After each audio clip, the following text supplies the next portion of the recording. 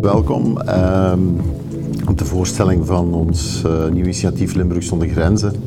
Bij VOCA Limburg werden vandaag de verborgen parels voorgesteld. De bedoeling is aan de hand van succesverhalen die nog niet iedereen kent, Limburgse KMO's warm te maken om internationaal te groeien.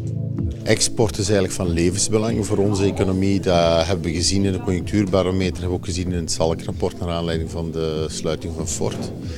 Maar we zien toch ook heel dikwijls met onze valse bescheidenheid binnen Limburg dat heel wat bedrijven schrik hebben, de goesting niet hebben, de durf niet hebben om te exporteren.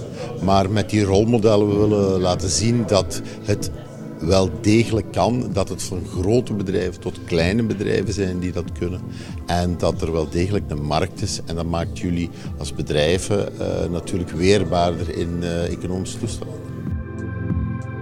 Het zijn onbekende paden die men misschien moet gaan bewandelen. Maar er zijn uiteraard heel wat goede voorbeelden in onze provincie. En ik vind het ook heel belangrijk dat men dan ook werkt met wat men noemt rolmodellen.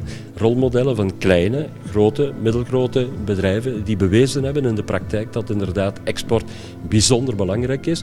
En dat men er ook in slaagt om te exporteren als klein of middelgroot bedrijf. En de 5 parels worden ze genoemd, ambassadeurs zou ik zeggen, rolmodellen, bewijzen zowel qua omzet als qua exportcijfers dat ze daar wonderwel in geslaagd zijn.